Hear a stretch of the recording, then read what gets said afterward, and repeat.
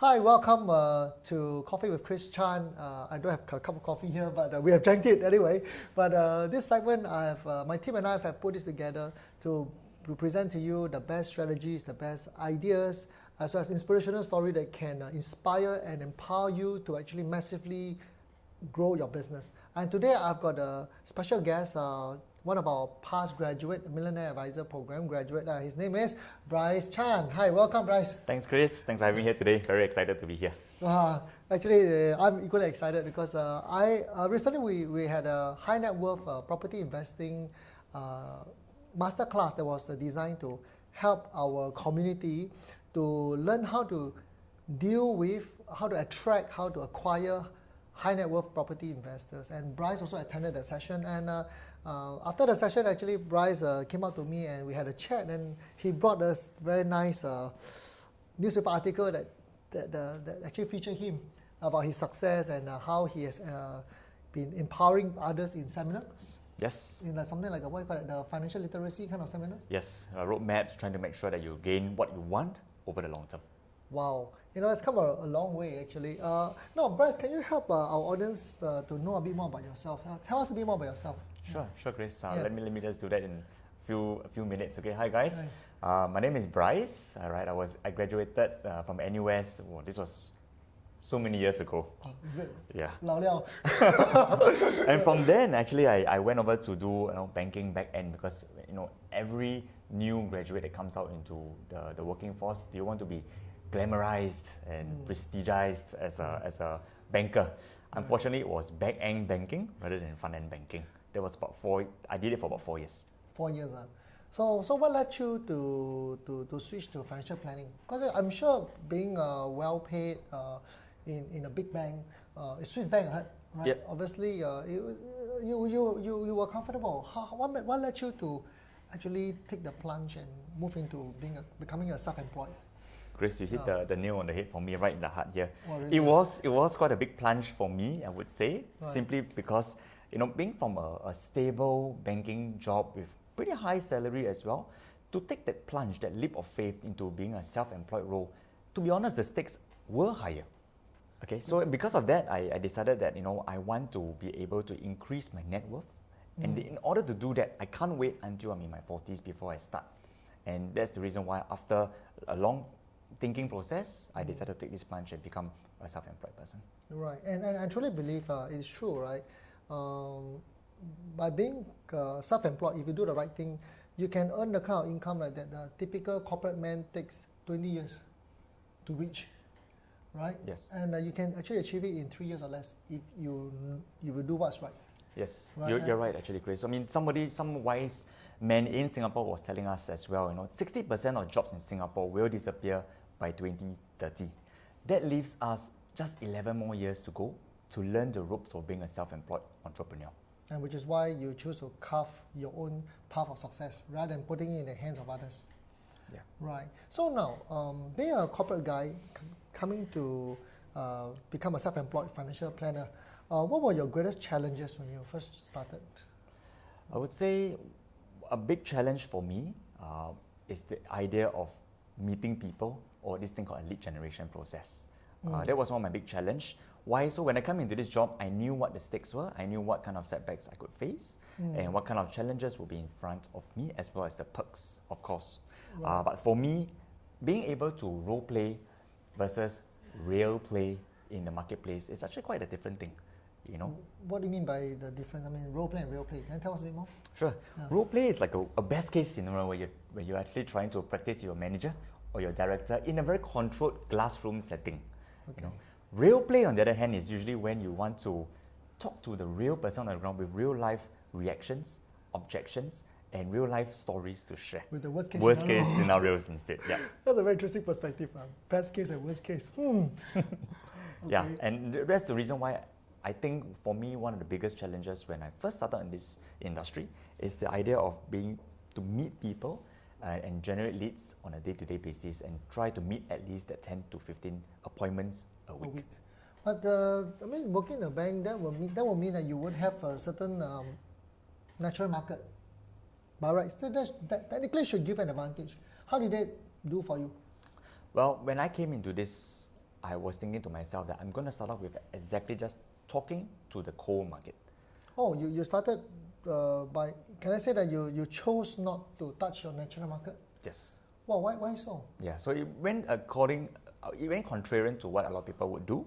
But I'm always thinking, once I achieved what I could do with the coal, with people who could not recognize me from the streets, naturally, the natural market will then come to me and say, hey, exactly what do you do? So you chose to be successful with coal market first. And if you can conquer that, is it your belief that your national market will likely to be attracted to you eventually? Exactly right, Chris. Okay, that's an interesting perspective. But how well were you doing before you came to the Millionaire Advisor program, the 3-day mentorship with me? What were some of the challenges you faced? How well were you doing back then? Well, so for me, guys, I went into MAP program in January of 2018. Awesome. Why January? Was because I wanted to first learn the tools, get the systems right, get the scripts right, and then have an entire year to run for it. Okay. So at least how long have you been in the business back then? 2 years. Okay, so you joined in 2016. Yeah. 16, and after 2 years, I guess you did okay, but below your my set expectation, yeah. So for me, I always wanted to achieve this coveted, this prestige, because it really sets me onto a whole new map by itself, the MDRT, the $1 Million Round Table. So I think for me, before I went into the MAP program, Chris, what I did was consistently always, I think in the past it was called Special MDRT or basically CMI MDRT. I couldn't make that cut. CMI, please, don't say that now. Okay, sorry. I always believe in this, there's potential and talent in everyone. It's a matter of finding the right mentor, the right method to unlock and unleash that potential. And I'm glad the MAP actually did that for you. So I mean, so from what I see is that one of the weaknesses, issues you faced was lead generation, and because you chose not to talk to your natural market, all right, you choose to work with coal market, the conversion usually is going to be less desirable. And despite working relatively hard for 2 years, you did manage to do the MDRT, right? Yep. So what are the things that you took away from the MAP program, the Millionaire Advisor program, that equipped you to do your MDRT within that 1 year in 2018? What was it? Share with us, yeah. Sure. I think, Chris, what you're saying is very true. The one big takeaway that I felt from the entire MAP program is there is actually a cheaper, easier way to be doing business, to be lead generating, rather than always going to the MRT stations and getting surveys done. You actually started with that? Yeah. No joke? Yeah, it was tough. From a Swiss banker being on the street to ask for numbers. Wow. Yeah. Oh, okay. Wow. Sorry, man. For me, I can't do that. It was tough, definitely. Not easy, man. Not easy. Okay. Yeah, and because after a while I realized that, the MAP program has tweaked my mind, in knowing that the referrals, asking business instead, saves time, because the moment we sit down with the referred person, the agenda is already set. Right. So basically, being able to generate referrals was the key, one of the key reasons that transformed your business to doing MDRT. Yes. Apart from that, what else? I would say one big reason as well, one big takeaway from the MAP program was this thing called the passion pitch. So for those graduates just like myself, I'm sure the passion pitch should be in your handphone already. Handphone, I thought it should be by now second nature. Yeah, by right, okay. Stress. And the passion pitch is something that is a ready pitch. Some might call it an elevator pitch. That is always like your DPI. Something that you're always having whenever somebody asks you, hey, what do? You have this ready. Right. Ready, and anytime. It's always real. So even if you ask me this passion pitch a week from now, a month from now, a year from now, I can tell you exactly the same thing. And it's not just the pitch that you have, it's the structure that you have, the technique that you have already developed.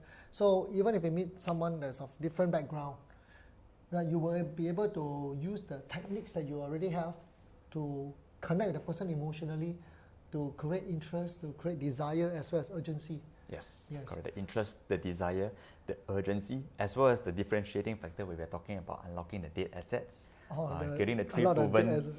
3 proven strategies from the US, UK, and Australia. For those MEP people who have already graduated, don't forget that line, okay? Not very powerful, right? Very. Yeah, sorry, I love what I do. I mean, it's only natural, right? So, yeah, I'm very happy, that you have been not only featured in the papers, but you also started doing seminar selling. Can you tell us a bit more how you got into seminar selling? I realized that seminar sellings are really a very, very useful tool talking to people because they all actually in the room share the same kind of concerns. They all share the same kind of concerns and they want to hear from a professional who is trained in finance, standing on stage to tell them exactly what their pitfalls have been and what they can do to improve that. And I like seminar selling the best because, well, I'm one person, I'm already talking to 10 or more at one time. That's leverage. Exactly. Exactly right. Right. So one-on-one selling, there's a little leverage, right? But one-to-many, that's key. Whether it's in the form of a live seminar or even online. Having a live broadcast, it is seminar selling but to the whole world, which is the next thing that you can consider exploring as well. Yeah, you're right, Chris. Yeah, I think this is something that I'm also trying to explore. Yes. Of course, when you first start one-to-one, it's still going to be your normal cup of tea. Right. But you progress, as did I as well, and over the time. So maybe we can use this opportunity to help our audience who want to get into seminar selling, right? So how do you get those engagement? That's number one. What is the typical size of the audience? All right, and what is the conversion like? You're talking about the seminar selling? The seminar selling, yeah. Okay. You can share a bit of your trade secrets. Okay. Yeah. I would say the first part to getting a seminar selling event up and running, first is always still your brand and positioning. And the only way that you can get this done is to not be those typical bankers and insurance agents who are doing the same thing over and over again, being very pervasive, very intrusive, but rather you're building it from a different platform. I think for me nowadays, when I talk to people and they ask me for a name card, this is something that I've learned, again, back from the MAP days. When they ask me for a physical name card, they always do you have a name card like this? And I say, I have a name card, and show them my phone. Let me show it across to you. So this name card is actually an online or a virtual branding tool on Syncastra. Right. Well, I saw your profile. In fact, I show it to quite a number of our graduates. It's very well done. Thank you. The Syncastra profile, which is like an online name card. All right. And so you use branding to position yourself so that people will be more comfortable to engage you. They see you more as an advisor, more like an expert rather than an insurance salesman. Am I right? So that's the first part in terms of positioning. But how do you get those engagement? Is it through referrals? Is it through advertisement? How do you get your first engagement? My very first engagement in seminars was actually through a canvassing event. Oh, The no very joke. first, yes. Okay. I was only probably a few months after MAP, Yeah. and I was just canvassing. I still think that this is still something that I like to do. Right. Saw this person on the street. She was waiting for a friend. She said that her company wants to look for people holding Right. lunchtime talks. Oh, lunchtime talk. Okay. Do you have to sponsor the lunch? I didn't have to sponsor anything. Just had to go down there and Sponsor pitch. your time and Sponsor my time. your expertise. Yeah. Oh, that's nice. Yeah. That's nice. So I went to the office. It's in Sun Plaza. Oh, okay. People was about 11 packs, 45 minutes talk. Okay, not very big, but it's good enough. It's justify your time. Yeah. 45 minutes, and I had to use the bell curve, right? Yes, the bell curve does work. Does work. So after you share the bell curve, how many people actually sign up with you or seek a consultation with you after that? Obviously, you ask them to, how many people are interested to have a consultation or something along that line. Yes. So with every seminar selling, Chris, as you know, it's not just about providing that value to the people present there, but I also think it's for them to take the action, the forward action. We call it the call to action. So at the end of each seminar, I would then say, out of you guys have already heard this, it is not enough just to know, but it's still more important to do something about it. Out of 11, I counted there was about 7 who were sick. 7 who seek a consultation, and Yeah. obviously you have also gotten some clients from that. Yes. What was the ratio like? So 11 people turn up, 7 people that seek for a consultation, and 5 of them will actually sign up. 5. That's 5 out of pretty 7. high. Yeah. Yeah. You must have done a fantastic job there. Yeah, I think you can conduct a class on this already. Okay? yeah. Okay, so those of you who want to learn also from Bryce, put your comments below All right, and maybe I can arrange something, right, for you to get up close and personal with Bryce to also help you in that. Yeah, and fantastic. And you did your first MDRT last year, right? So what's in it for you in this coming 2019? Yeah, what's ahead for you? Share with us, right? Inspire us. Wow, inspiration for me. Yes. Probably quite hard to come by. But too analytical. For me, I find being in this industry, motivation might create that spark. But for me, coming from a very humble background, probably a bit, for me, I would say discipline. It's the engine to really doing well in this business. So probably one tip for me that I'd like to share to all you guys out there, even MEP grads as well, is once you achieve that spark, whether is it an MDRT, whether is it going into the papers or getting more clients, I think it's more important to sustain rather than just to achieve and then break the momentum. So what's in it for me next year? I would say I'm also building my team, and I want to train like-minded, matured adults who want to make a difference for themselves. I want to achieve a good income with impact, with high income, and with high independence. Nice. Very cool. And Bryce, once again, I'm so happy that you put aside time to join me in this segment. So everyone, we wish Bryce all the best to his future endeavor. Really, thank you so much. Thanks, Chris. And thank for those of you who are watching this, right, is there any topic, any kind of question you have for me, just put it in the comment below, and I'll be very happy to assist you. All right. So take good care. Have a good day, everyone. Bye. Thanks. Bye-bye.